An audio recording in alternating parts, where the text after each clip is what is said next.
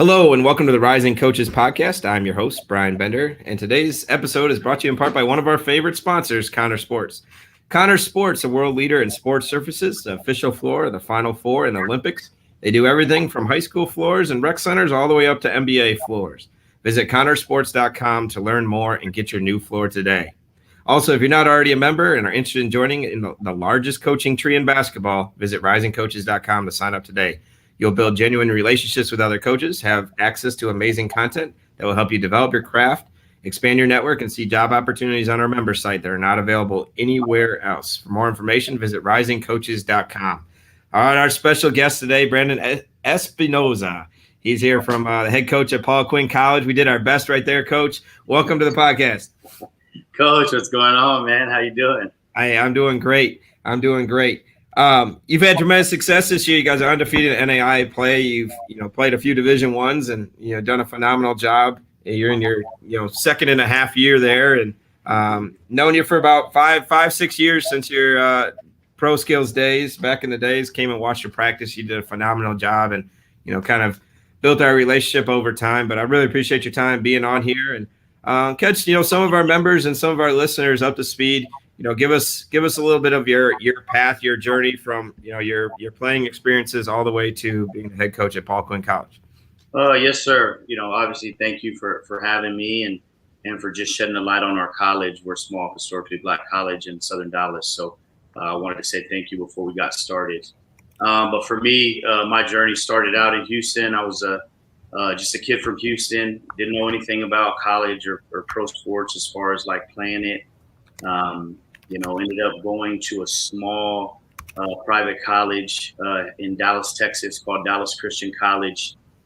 For me, I just wanted to have the opportunity to play college basketball. That was my dream. I didn't know anything else. I didn't want anything else, being a pro or anything like that, the way a lot of these kids are today. That was never something that entered my mind. I did one of these podcasts about a month ago, and they asked me, when did you decide you wanted to be a coach? And, growing up, I never thought about it, right? And this is what I said on the podcast. My mom listens to the podcast, and she's like, that's not true.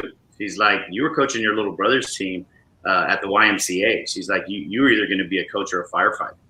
And I'm like, what? I'm like, what are you talking about? So, for me, like in my own mind, I never really wanted to be a coach. It was more about, trying to figure it out as a player. But as I got older and being a leader on the team, I could tell that my coaches were kind of leaning on me to kind of be that bridge between the coaching staff and the players. I was a work hard guy in college. Playing small college basketball was great for me because it gave me an opportunity to see what those other levels were like. We played Division I, we played NAIAs, and then my senior year, we're fortunate enough to make it to a national tournament, and we won a national championship. And I think that kind of gave me the validation as a player that I had been searching for when it came to all the hard work and dedication and sacrifice that I had put in over the course of my life. I needed another year to graduate, and so my college coach said, hey, stick around, be a grad assistant, and finish up, and that's just how it started. And so you go from that. I was a high school head coach for a year. I did 2 years in the G League. I did junior college at Bossier Parish and at Ranger with Billy Clyde. And then I started doing AAU. And then it all just kind of snowballed into where we're at now. Now I'm the head coach at Paul Quinn College, and I'm the director of EYBL and 17U head coach at Drive Nation. So it's just kind of been a whirlwind. But the entire time, it was all about just putting your head down, grinding, working, and just hoping that, when the opportunity did come, that I would be prepared, that we would be prepared. So it's been a great experience. Yeah, you've prepared yourself very well. You've been very fortunate to been in some unique situations, especially from a high level standpoint of basketball, either at that, community college level or, talking about Billy Clyde and working under him.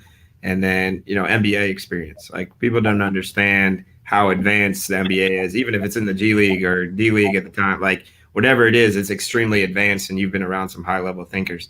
You gotta relay this message to your mother, like, hey, coaching and firefighting sometimes is the same exact thing. Like, literally all we do some days is put out fires. Fires, absolutely. Obviously you coach junior college, so small college basketball, some of the things that we have to do. I mean, we're the sports information director, we're the strength and conditioning coach, we're psychologists. I mean, we're everything all in one. And so I think just the opportunity to be able to coach, like when I was at the junior college level, I thought it was so cool that we could do everything. There weren't the rules that you had at the Division I level. I mean, I can coach, I can get on the court, I can do scouts, I can do workouts. I was the weight room guy. I mean, we could do everything. And I think that experience really prepared me to be a head coach, right? I take my junior college experience very personal because I work for two totally different guys. I work for Billy Gillespie, who's one of the greatest coaches of all time, in my opinion, especially one of the greatest Texas guys. And I also work for Chris Lovell, who's a former youth pastor, right? You talk about two ends of the spectrum, right? But two guys who have figured out a way to get it done in this business. And so the time that I had with them was so different and so unique, but both of those situations totally prepared me to be a head coach. And then you talk about the G League stuff when it's so advanced with the analytics, with the player personnel, with the player development, just the way that it's so different and how everything is so specific to our actions. I mean, it's just a fantastic experience that I have.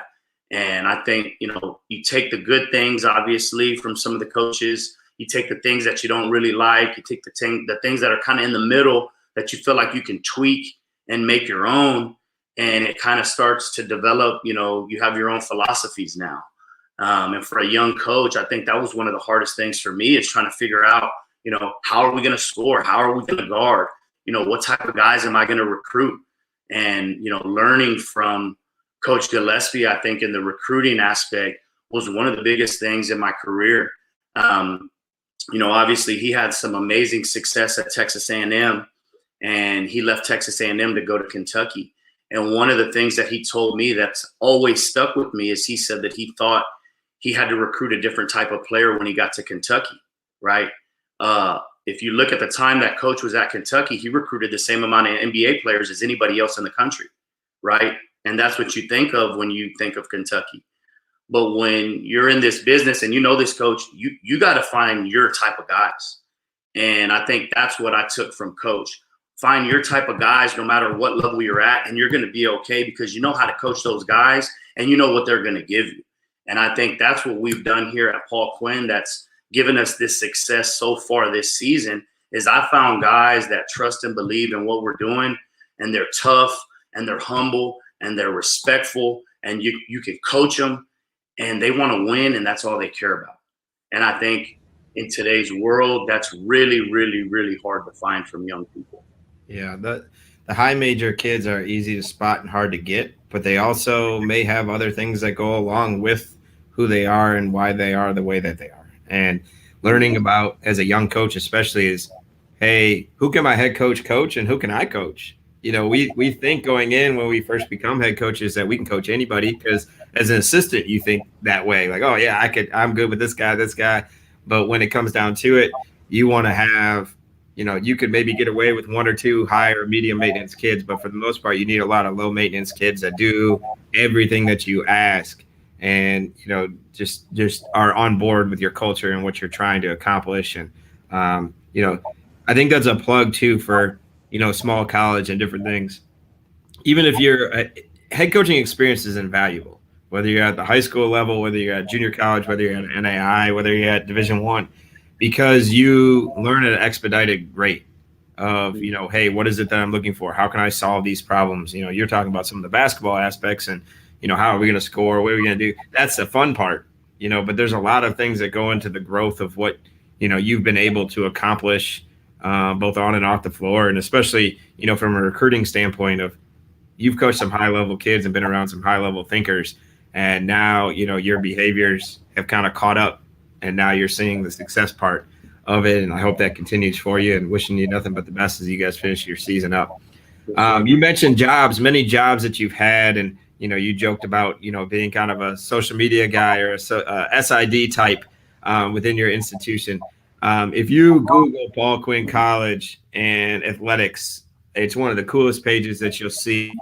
Your floor is unlike any floor that I've ever seen. I actually showed before, I wasn't even thinking about it, but I showed one of my assistants the floor, and I was like, "What do you think of this? Like, it's so unique and so different."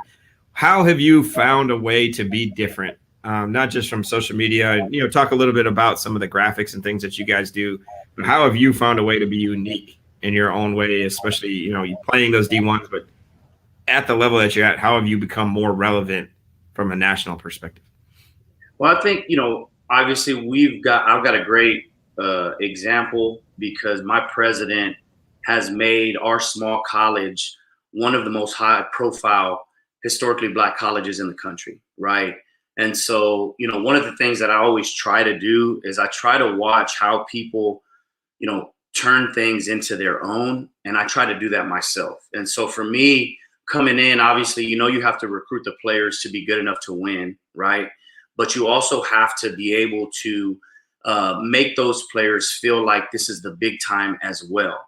And one of the most important ways that we can do that is through social media, right?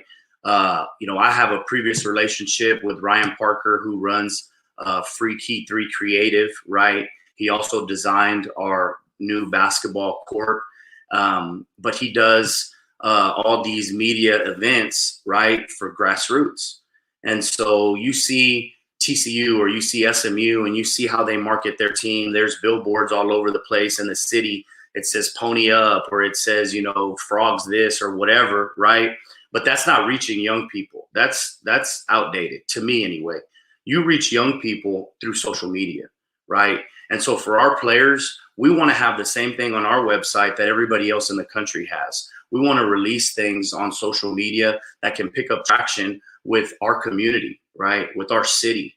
Dallas is the new mecca of basketball. We have the best basketball, high school, college, pro basketball players in the world. They're right here. And so why not, play small college basketball here as well? It's not a hard place to sell to a recruit when you talk about how we market our players and how we market our program. And so coaches talk about it all the time, right? Like you want to treat the job that you're at like it's the big time. Well, what about the players? The coaches are doing that for themselves. Why can't we do that for our players? So you look at our website, we've got one of our super seniors on there. He's in a pose, and it's our schedule. We release, I've never seen anybody else do it. We release our NCAA Division I schedule only. That comes out first. So that at Paul Quinn College, we're playing 4 to 6 NCAA Division I's every year. We're playing on ESPN or SEC Network 4 to 6 times a year. That's every single year. The marketing value in that alone for our college is in the millions. That dollar amount is in the millions, right? And then these guys all do their research. So if you watch one of our game casts from the SEC Network, they're literally selling our college to whoever is watching the game. And that's a fantastic part about the opportunity that we get when we play on a platform like ESPN or SEC Network. People get to learn about our college. People get to learn about our kids. And people get to hear our story and their story.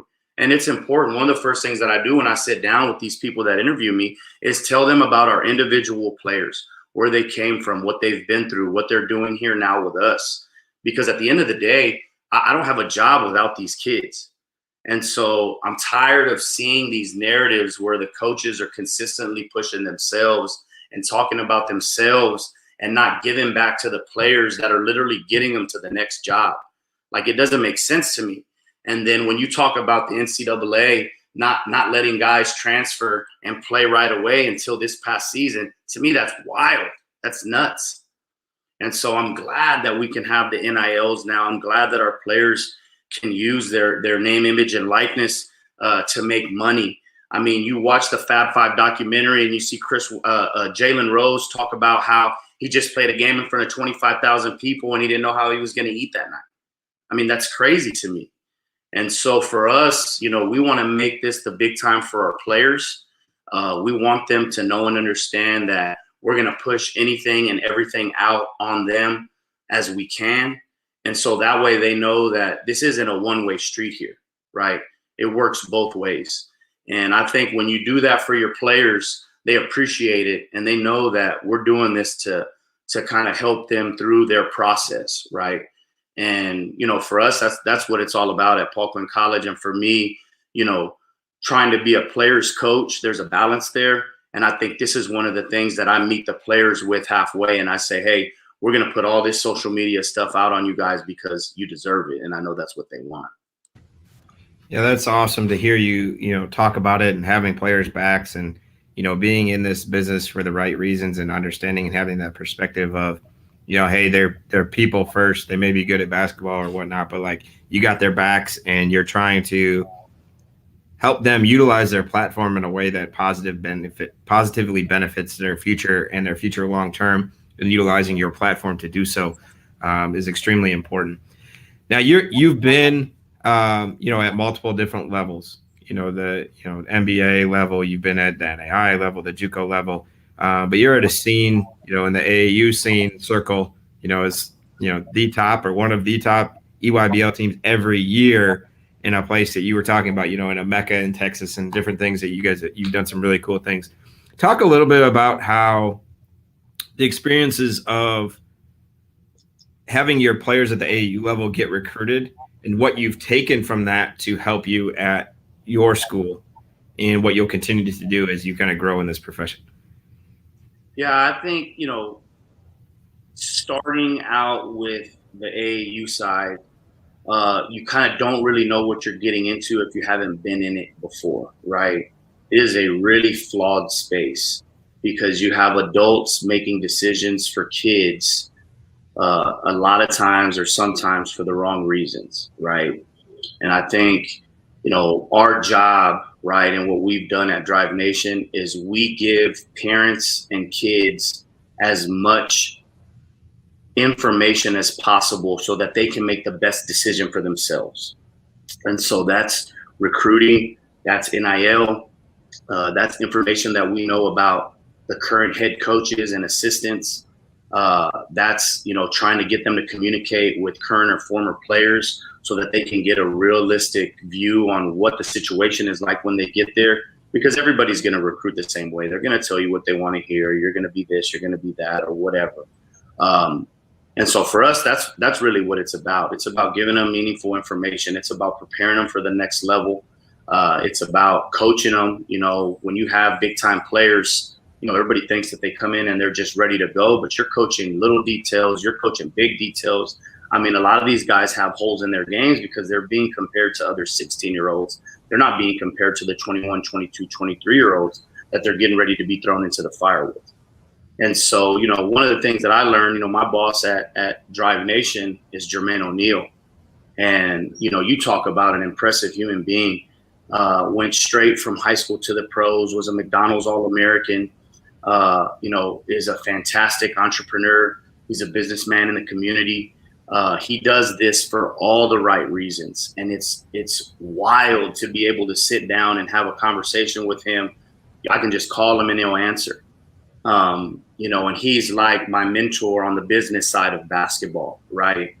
But what he's imparted on me is look, everything is straightforward in this space because there's so many other people in this business that aren't like that, right? So we're honest. Hey, this is what we want. This is what we see. This is what we think you need to work on. If you want to do it, cool. If you don't, we're moving on, right? Like it's no bullshit at all. It's straight to the point.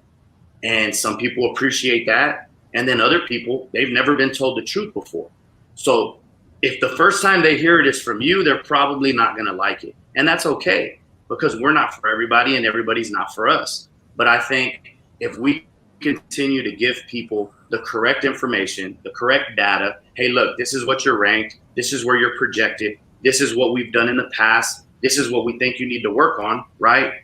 And then the proof is in what we've done in the past 4 or 5 years with the players that we've had. It gives them a more realistic view on what to expect coming in. And then it helps that we have guys that are real coaches. We don't have guys that are part-time this, part-time that. We're coaches. I mean, I'm a college head coach. And so my expectation for these 16, 17, 18-year-old kids is that I'm getting you ready for a Power 5 college career. Jermaine is more about NBA because we do have guys that are projecting as 1-1. That's not my role. My role is to get you ready for college. My role is to get you and try to make you a professional, right? So that you come in with the right mindset when you step onto that college court, right? And so I think you put all that together and it really just makes an atmosphere of competition, of growth, and productivity. And if you look at Drive Nation over the past 4 or 5 years, I mean, the last time the ESPN rankings came out, we had the most kids in 15, 16, 17s, right? We had the most kids ranked in the country of any program, right? And that's a big deal. And that's not us, that's the kids. Our job is just to communicate, connect the dots, and help them pursue their dreams. And I think if more people did that and took, their egos and their personal feelings and their agendas out of it, I think the kids would be better and the space would be better. So that's kind of how we do it, and that's kind of our mindset behind it. Yeah, that what you said some really important things, and I think one thing just to note that you do, especially at the youth or the AAU level, is you're actually teaching them in a college type system or a pro type system how to play 5-on-5. It's one thing to train. It's one thing to, play 2-on-2. It's one thing to do different things, but, you're teaching concepts that are going to translate to college and eventually to the pros, where so much of it is concept based. They're not, they're dealing with personnel and, tendencies and things like that. But at the end of the day, you got to know how to guard things in multiple different ways, what it looks like. And, even watching one practice, and that was 5 years ago, you being able to do that, like, I'm sure you've gotten better and you've learned more and getting more head coaching experience. Like, all that stuff is adding up into, building the program, and it helps them be more successful in a team setting, in a 5-on-5 setting. You throw a shot clock in there, like, it's not just players, it's, the concepts and such as well going into it. Yes, sir. No doubt. I mean, I've had guys at the 17U level that didn't know anything about tagging a roller and didn't know any other coverage other than a switch. And then I've had guys that have come in and be coached, and now you're just kind of coaching details, So, but that's what it's about, just trying to get them prepared and get them ready and helping them. And for us, like, when you get a call back from a guy who's at a high major and he says, "Hey, coach, we went over how to ice a screen today, and I already knew what I was doing." When you get those kind of phone calls, you're like, okay, I did my job. You don't want them to go through it for the first time, with Coach K, and they're like, "Oh Lord, like, what am I doing?"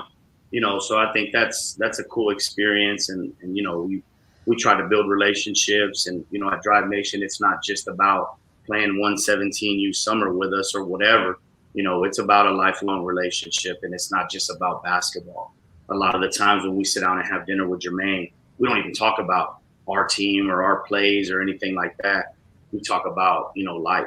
And so I think that's the other part that kind of gets lost in translation. You want to get to know people, and they want to get to know you. And it doesn't always have to be about, playing and what you could do better. Sometimes it's just about, hey, how's school, or how's your mom, how's your dad? Stuff like that goes a long way with this generation. And I think that's one of the things that we're trying to do as well. So that's awesome. Yeah, that you talked about the experience of hearing it from either the coach or from the player, like, "Hey, coach, we did this today, and I already knew how to do it." Like that, like, makes you, like, wins and losses aside, but when you know that you're preparing them for the next place, no matter what level it is, and they know how to guard a ball screen 4 different ways, and they're talking about it, and they're helping other guys, and the coach is calling you and telling you those things, like, that makes you feel like what you're doing, is right for them. It may not always be wins and losses, but you're helping them learn the game of basketball, learn the game of life, leading, all those types of things. Having you being at, different places and different things, I'm going to throw 2 words at you, like ego and entitlement. It's 2022 now. Talk about the word entitlement, what you've seen, and how, you as a leader and a relationship coach have dealt with that. And, ego and things aside, especially with the higher profile players that you have at your AAU level, how have you handled those situations, and how do you help them understand, like, you used the word humility earlier, Like, how do you practice that with those players, with those kids, to help them understand those things?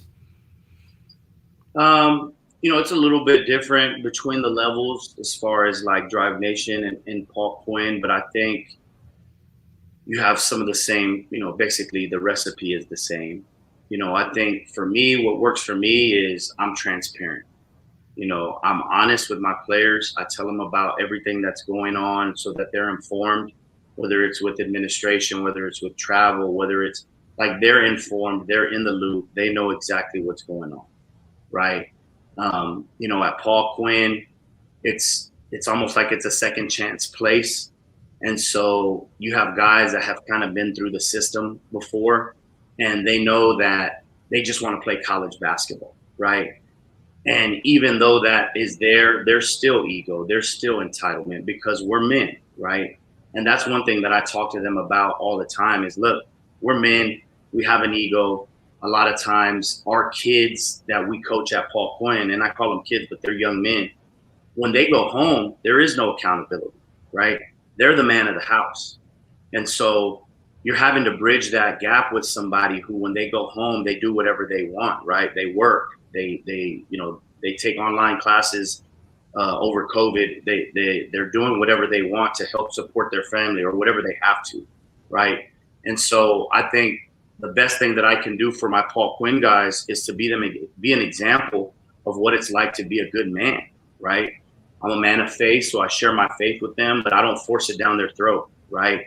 If they have questions, we've hired a team chaplain who's one of my former college basketball teammates, right? And so that's what his lane is. I stay in my lane. I'm transparent. I'm honest. I'm open.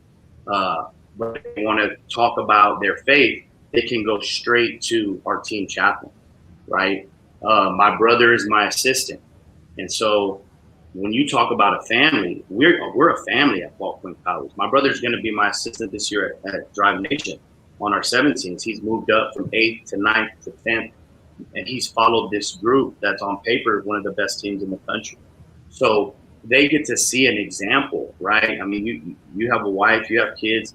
My wife comes to games. My daughter, I have a 7-month-old. She comes to practices or games, and they get to see me be a dad, right? And so it's not about just talking the talk.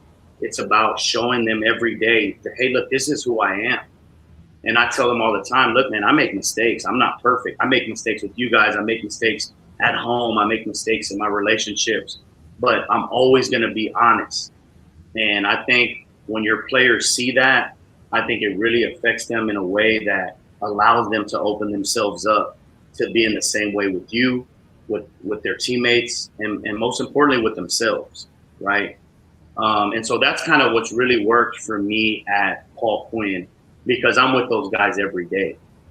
I think at Drive Nation, it's more about managing egos, right?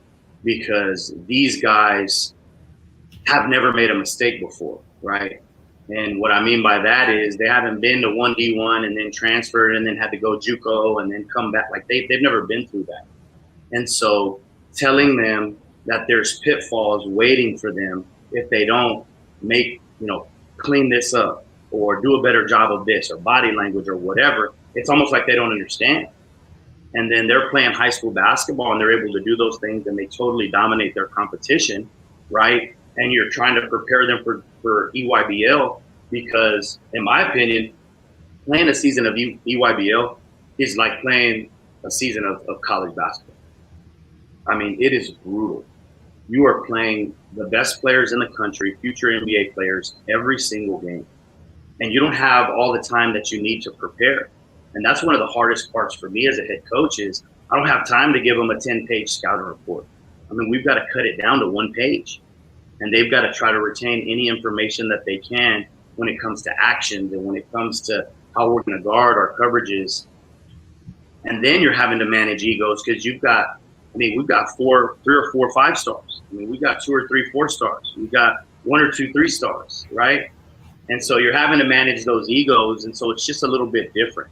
And I think that's why it's so important to have someone like Jermaine O'Neal who has instant credibility because he went from high school to the pros there to be able to have those conversations when we need them, right? And so I think it's a great balance.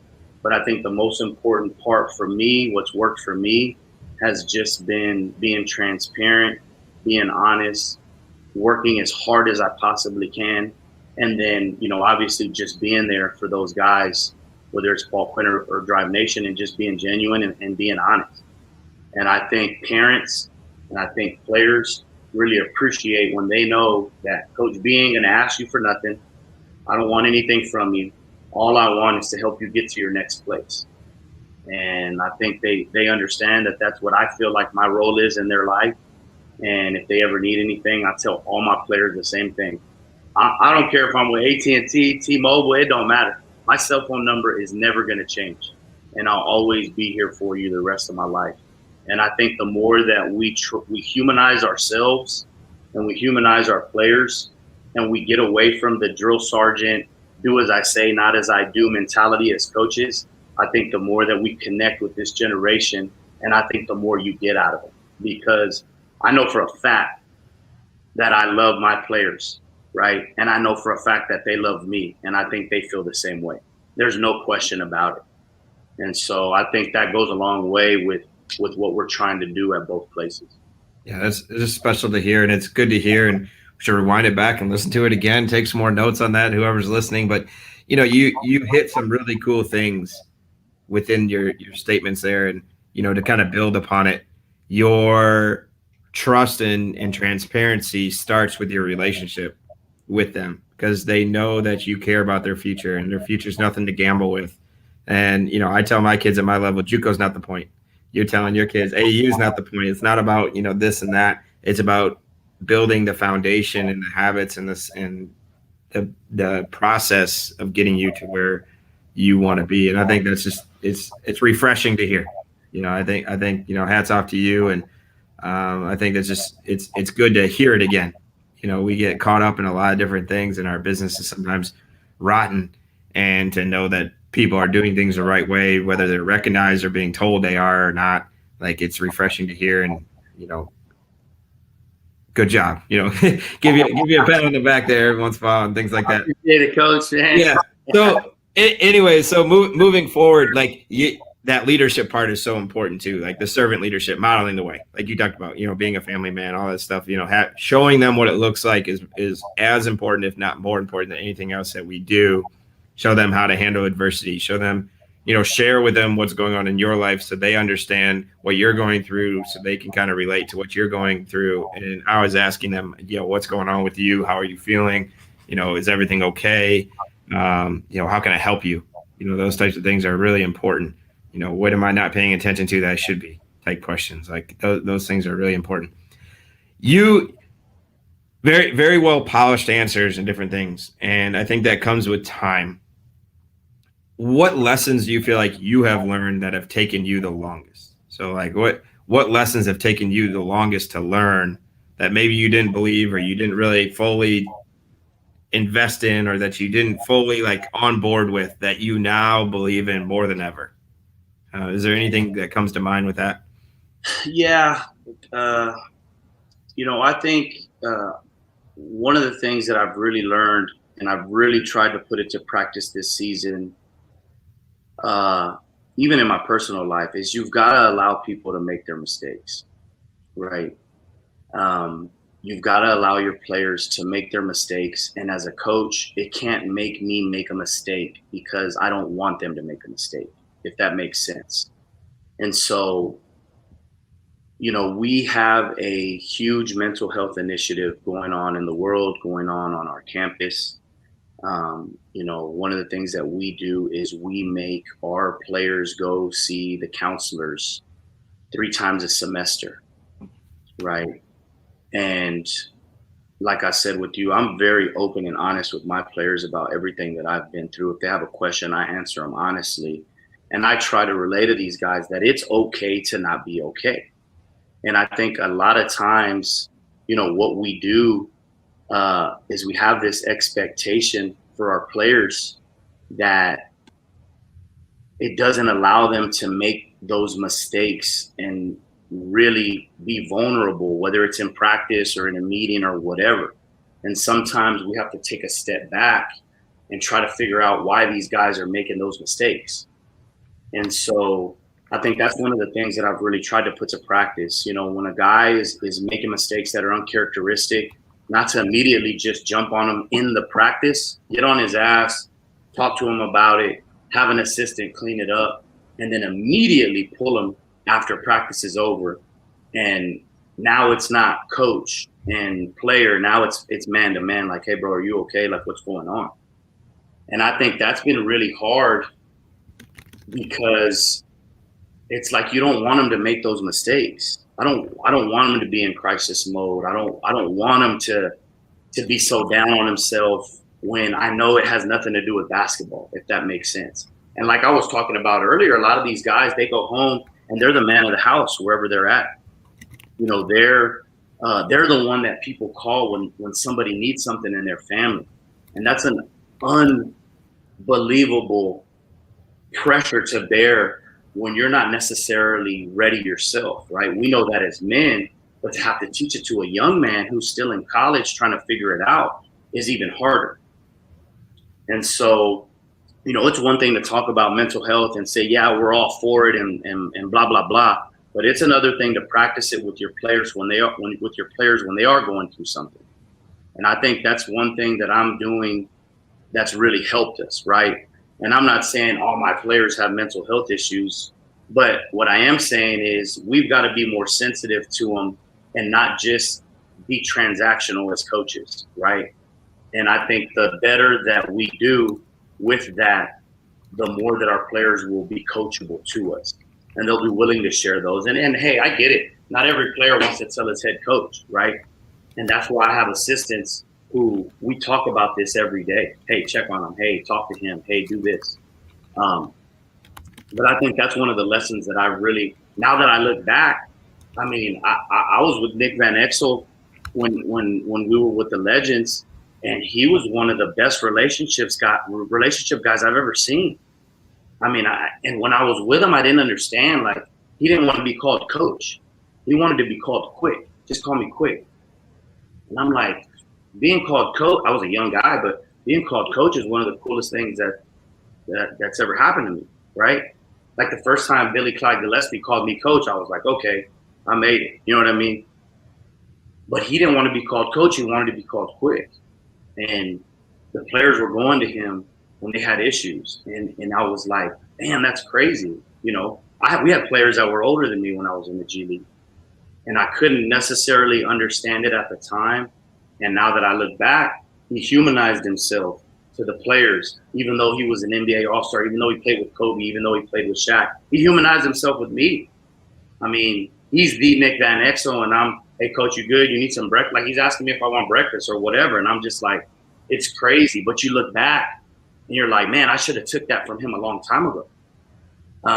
So, you know, just I think us being a little bit more open to allowing our players to make mistakes and not overreacting to them. And then also, you know, just finding that balance between what's a mistake that we can live with. And then obviously, you know, what's a mistake that you know, is going to be a little too costly for our team. Because at the end of the day, you have to always protect your culture. And so I think that's the balance that we're working on. And it's not perfect, but that's what we're trying to get.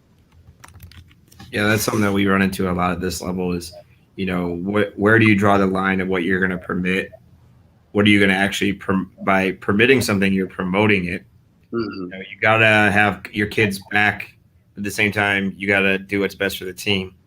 Yeah. And allowing them to fail compared to, you know, make a few mistakes. Like, we can live with a few mistakes, but complete failure sometimes, like, you get to that point and we all love our people so much. And sometimes we want it more for them than they actually want it for themselves. Yeah. And where you draw that line as a coach is extremely difficult. And, you know, it's a challenge, and we want to fix. But at times, like, I would say the same thing is, like, it takes time for us to learn the tools and the techniques to understand awareness, emotional intelligence, what's going on in their lives, asking the right questions, continuing to build that relationship, when a lot of stuff, when you take a step back, is extremely important, but we get caught up in that transactional. We get caught in that react versus respond. Like, oh, that bad call may cost us this, which we like think long-term and worst case scenarios and all these different things, when in reality, nothing is really that big of a deal, but at the time it is. And then we say things and do things either after games in moments that, we're not proud of because of pressures and things that we put on ourselves. So like having that awareness and understanding of allowing mistakes to happen, I think is something that's extremely mature and takes time. And it's not something like we can read and we can listen to all these podcasts and we can do all this stuff.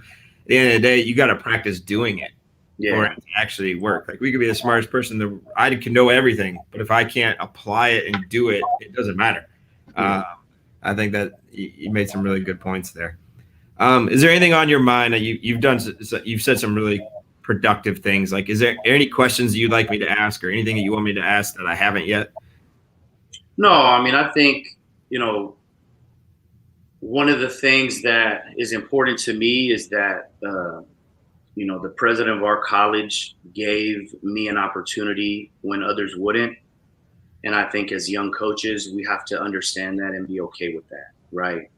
A lot of times people look at these big time coaches or guys that get a job before them and they can't understand why and they question themselves.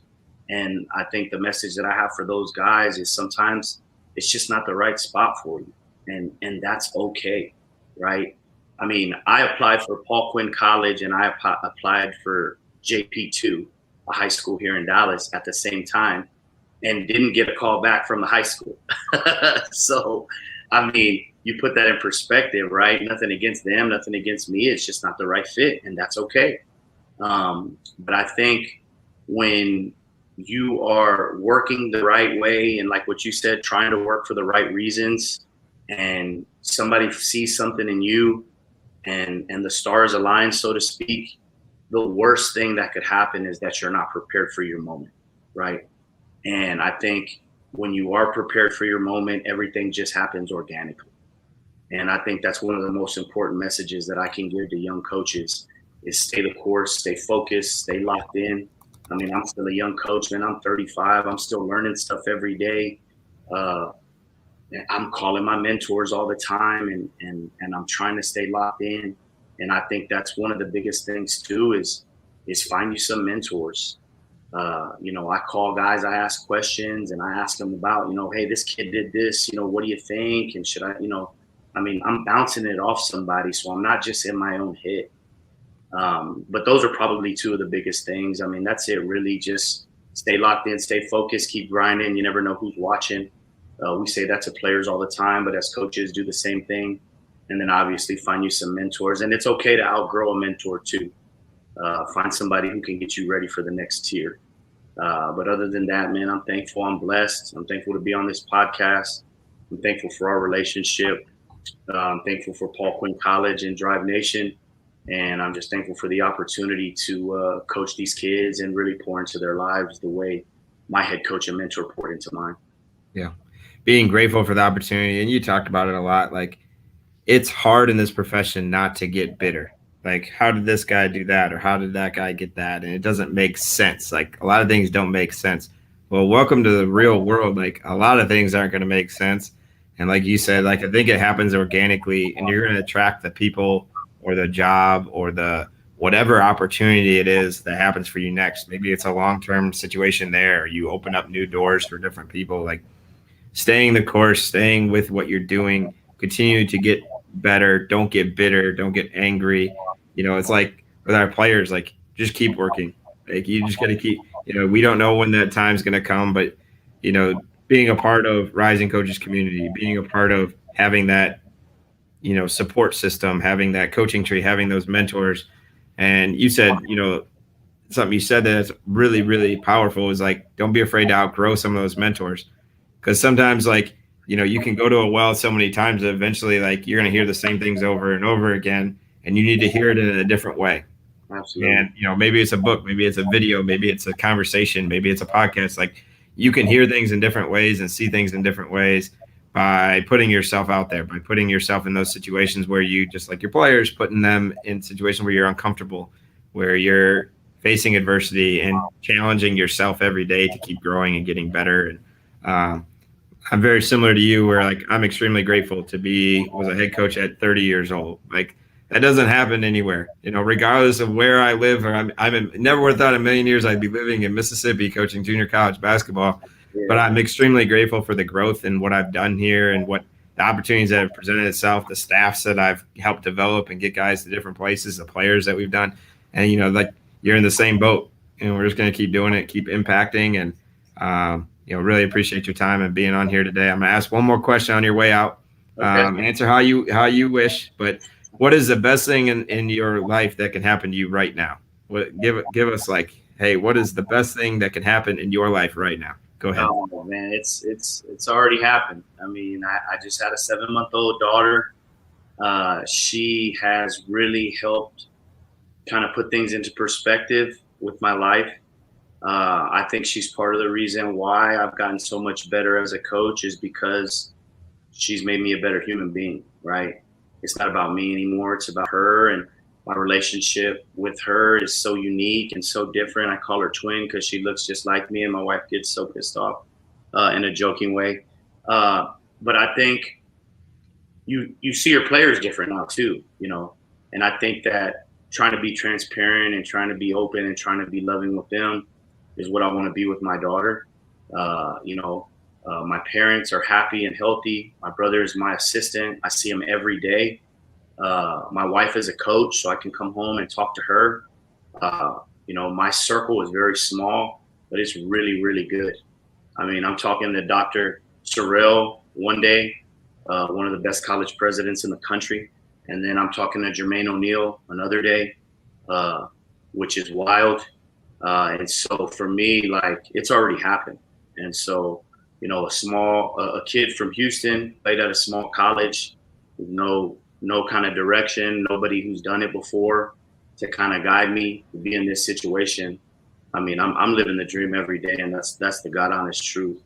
And so, to be a dad as well and be a college head coach, there's not a lot of people that have that opportunity and get to be great at both. So, I'm not tooting my own horn. I'm just saying I want to be great. I'm still trying to figure it out. But that's it. I mean, I'm happy. I'm good. I'm great. I'm blessed. In 2021, been up and down. We've had some different things happen. But 2022, we're stepping into 2022, speaking positivity and blessings into our lives. And, the opportunity to continue with this group at Paul Quinn College is special. Well, enjoy the ride. I always tell people, like, hey, celebrate every win, because we've been on both ends of it. And, losing as a head coach is extremely lonely. But like you said, it puts into perspective, having that level of care that you understand from having a child, becoming a head coach, having your own program, patience. That's one thing. And you got to keep it fun too. Keep it fun and entertaining. And, any adversity that you face, like, it makes it seem like it's not as big of a deal when you get to go home, whether it's something they do or something that happens at work. Like, you get that separation, and it helps a lot. But really appreciate your time. Really good answers, really powerful stuff. And keep it going, man. Keep it going. Enjoy the ride. Like I said, celebrate every single one of those wins. Enjoy the time with your group, and you're never stopping. You're a head coach for 2 programs year round. So, Yes, keep plugging away at it, and I know you're going to do a great job. I appreciate you, Coach. God bless you guys the rest of the season, and go Tigers.